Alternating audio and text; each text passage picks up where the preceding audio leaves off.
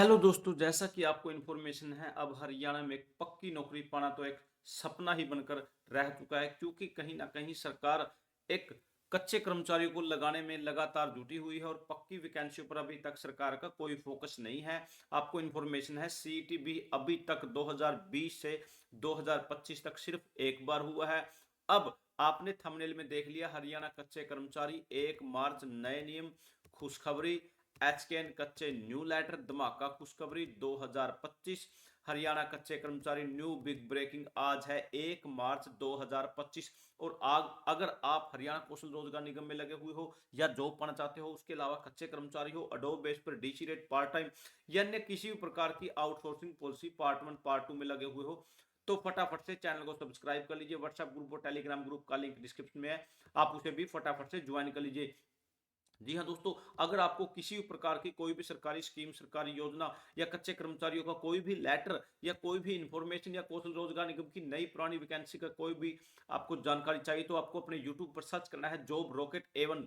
जैसे ही आप सर्च करते हो, आपके सामने आपको हर प्रकार की इंफॉर्मेशन यहाँ से मिलती है। लेकिन अब हम यहाँ से ये देखिए दोस्तों, आज सुबह सुबह हरियाणा के 1,20,000 अस्थायी कर्मचारियों को जॉब सिक्योरिटी देने के लिए नियम बनेंगे। जी हां दोस्तों, आज 1 मार्च 2025 हो चुकी है।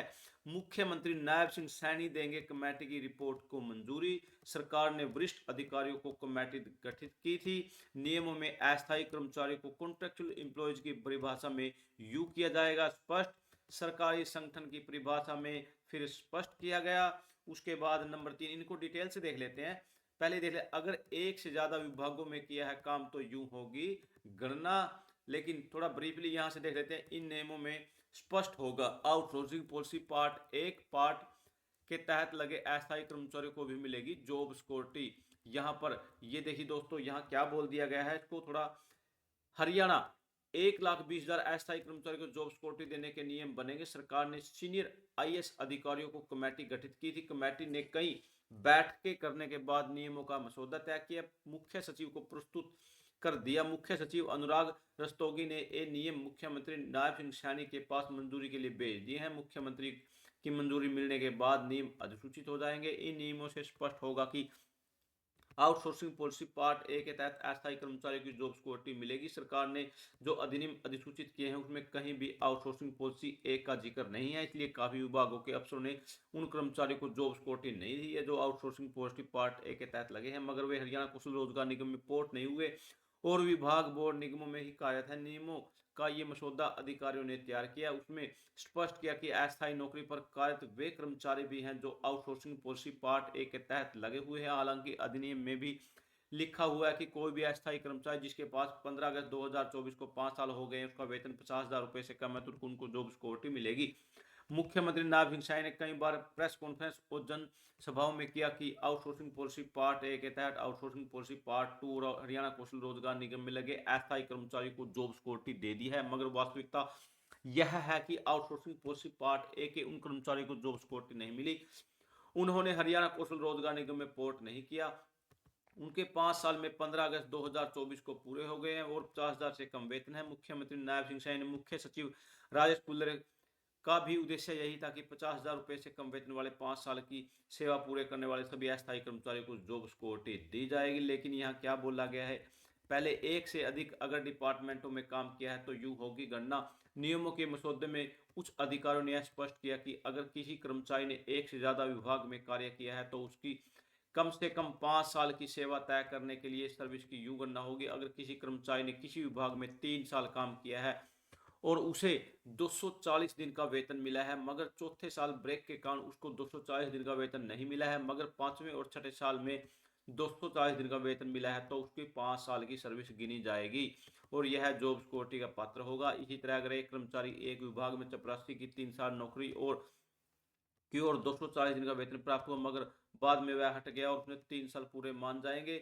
उसके बाद कर्मचारी को फिर छठे और सातवें वर्ष में उसने 240 दिन का वेतन किया है, तो उसको भी 5 साल पूरे में काउंट हो जाएगा। ये कहीं ना कहीं इन सभी के लिए अच्छी खबर। निगम संगठन, सरकारी संगठन की परिभाषा में स्पष्ट किया गया। नियमों में सरकारी संस्थान संगठन की परिभाषा में फिर से स्पष्ट किया गया कि सरकारी संगठन गवर्नमेंट ऑर्गेनाइजेशन का तात्पर्य किसी विभाग, बोर्ड, निगम या प्राधिकरण से है जिसे अधीन पात्र सुविधात्मक एलिजिबिलिटी कॉन्ट्रेक्चुअल एम्प्लॉय अधिनियम Haryana contractual employ security of service act के लागू होने की तिथि का काम रहा। स्पष्टीकरण सभी बोर्ड, निगम, संस्थाएं, विश्वविद्यालय, सहकारी समितियां हरियाणा सरकार के नियंत्रण जहां outsourcing policy part A part 2 समय समय पर संशोधित को अपनाया गया था।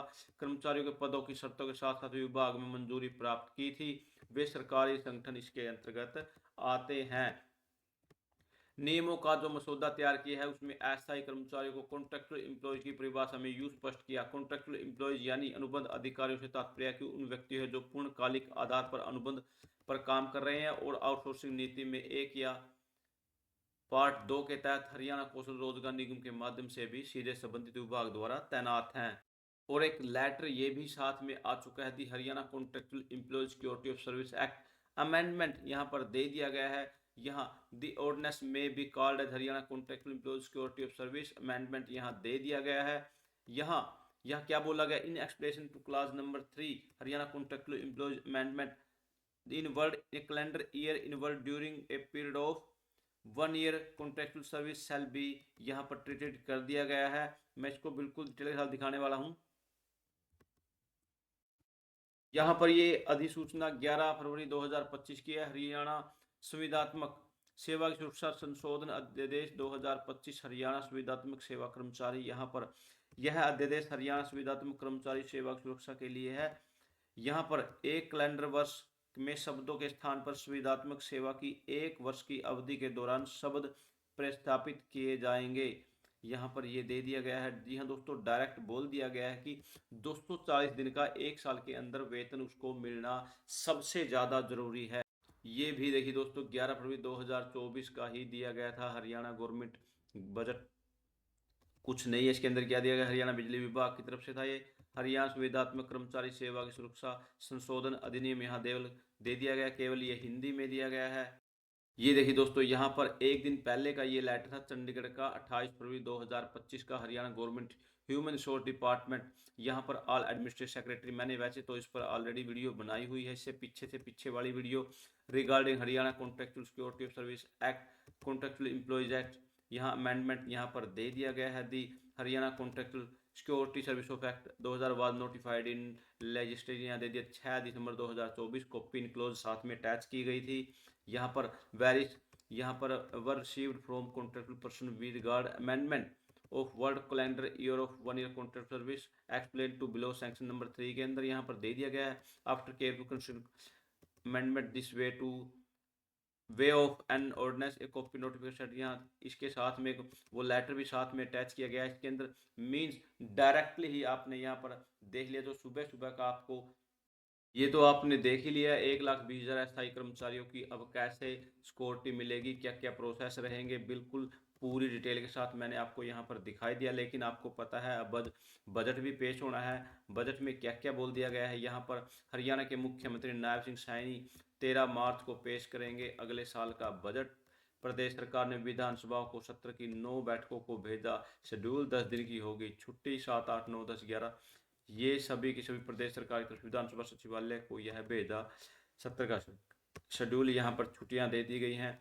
यहाँ 8 तारीख की छुट्टी है, 9 की है, 14 की है, 15 की है, 16 की है, 22 की है और यहाँ पर 24 मार्च 24 मार्च बजट अनुमान पर चर्चा, मुख्यमंत्री का जवाब, बजट पर वोटिंग, विधायी कार्य, अन्य कार्य।